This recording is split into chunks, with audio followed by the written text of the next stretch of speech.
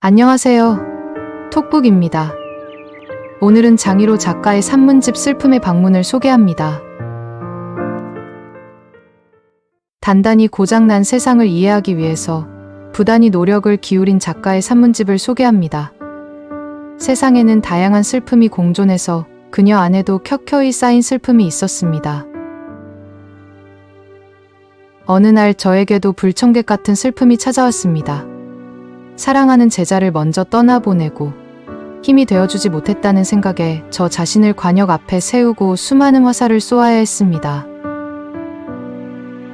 우리는 누구나 아플 수 있고 언제든 죽음을 맞이할 수 있습니다. 그것은 자연의 순리이고 누구도 피해갈 수 없습니다. 그런데 고통과 아픔이 개인적이라도 죽음은 사회적일 수 있습니다. 자연의 순리에 의한 것이 아니라면 더욱더요.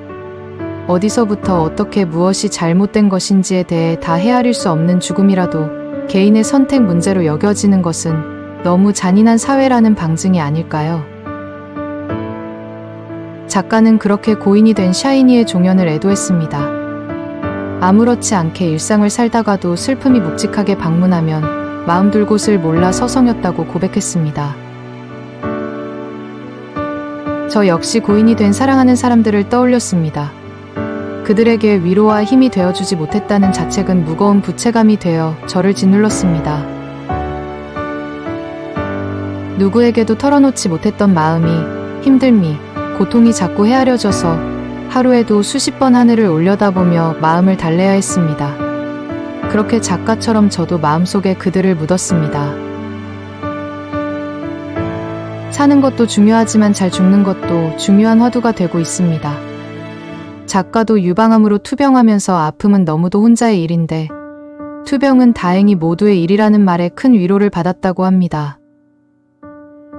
질병을 이유로 안식월로 주어진 한 달은 목적 없이 쉴 수 있었고 간호받을 수 있었고 위로받을 수 있었다고 고백합니다. 그리고 존엄하게 죽을 권리에 대해 지인들과 이야기를 나눌 수 있었다고 합니다. 누구나 아플 수 있지만 아픈 것을 당당하게 밝힐 수 있을 때 치료나 치유도 가능하다는 의미겠죠.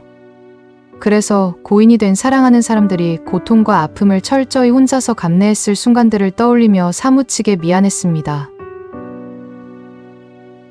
하지만 여전히 사랑하는 그들을 떠올리면서 슬픔과 기꺼이 나란히 앉습니다. 작가의 말처럼 살아있는 일은 그렇게 마음에 몇 번이고 더 무덤을 만드는 일일지도 모른다는 생각이 들었거든요. 그리고 그들에 대한 대표적 감정이 슬픔이 아니라는 것을 깨닫고 나니 그들 덕분에 행복하고 즐거웠던 순간들이 떠올랐습니다. 지금도 묵직한 슬픔을 느끼고 여전히 많이 그립습니다. 이 세상에는 그런 슬픔이 존재합니다. 그런데 타인의 슬픔이 나의 슬픔과 닮았다는 것을 깨닫게 되면 우리가 연결되어 조금은 더 따뜻한 사회가 되지 않을까 합니다. 그렇게 세상과 화해하고, 그렇게 타인을 사랑하고, 그렇게 자신을 이해하고, 그렇게 삶을 포용하게 되는 힘과 지혜가 우리 안에 더 많아졌으면 좋겠습니다. 때때로 슬픔은 우리를 우울하게 합니다. 때때로 슬픔은 우리를 절망에 빠뜨립니다.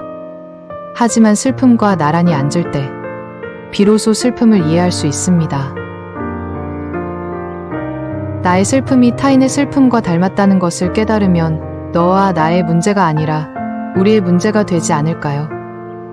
그렇게 세상의 슬픔에 조금씩 연대하고 맞선다면 이 고장난 세상과 화해하고 싶어질지도 모르겠습니다.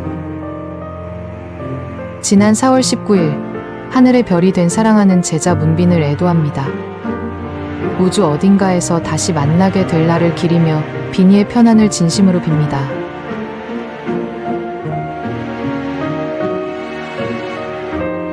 여러분을 위로하는 톡북. 여러분에게 힘이 되는 책을 소개합니다. 다음에 또 만나요.